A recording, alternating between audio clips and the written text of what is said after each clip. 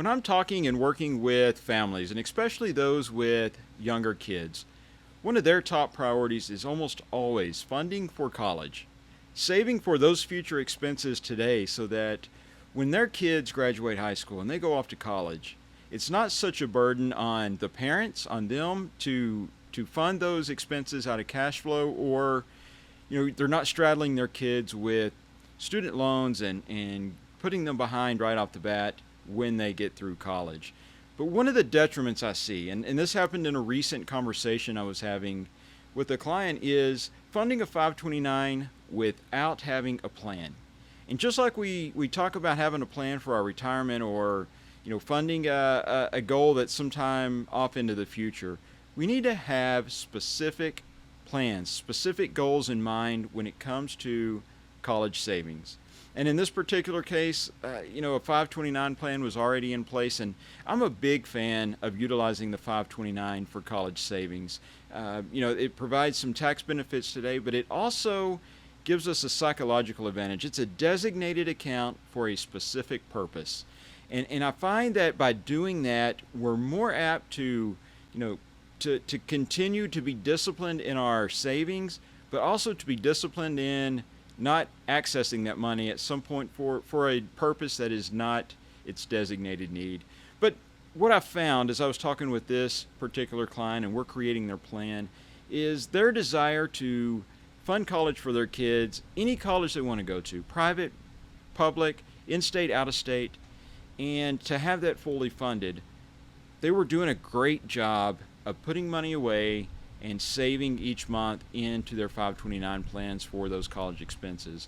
But the problem is, as we were having conversations, the dollar amount that they were targeting was one that they hadn't really put a lot of thought into. It had just been a number that was an estimate of what they thought a private school would cost somewhere. And as I started doing an analysis and started looking at college costs across the country and looking for the most expensive colleges, what I found was the number that they were targeting and planning for was considerably higher than what the costs actually were when you looked at tuition, room and board, and the cost of attending school at these particular colleges. And what that does, it's a good problem to have when you're overfunding a future expense, but especially in a 529. One of the negatives to doing that is, you're creating a future tax liability in that the benefit of a 529 today is you get tax deferral on gains and interest and dividends that pay out.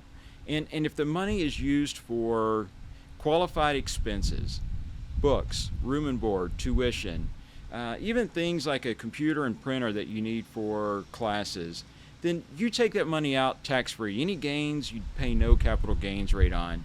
But if it's not a qualified expense, you also, in addition to taxes on those gains, you're going to pay a 10% penalty on it. So what we were looking at was a situation into the future where we had money that was probably not going to be used for college, and for parents that are already in a very high tax bracket, we were now adding an extra tax burden and a 10% penalty on top of that. So the better approach for us was to scale back what they are targeting, what they're planning to save, to shift that extra money each month from a 529 from the designated college savings into a taxable brokerage account. And that does two things. It primarily gives the parents, it gives them flexibility in their financial plan.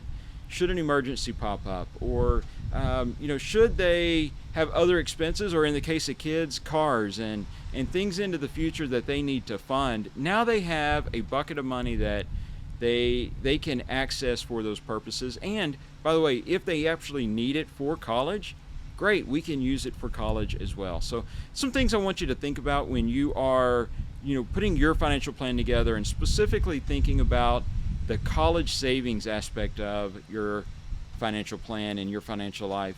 Make sure that you are investing with a purpose, that you have a plan in place, you are targeting the correct amount, and the correct amount today with inflation into the future for the high escalating cost that you see in college.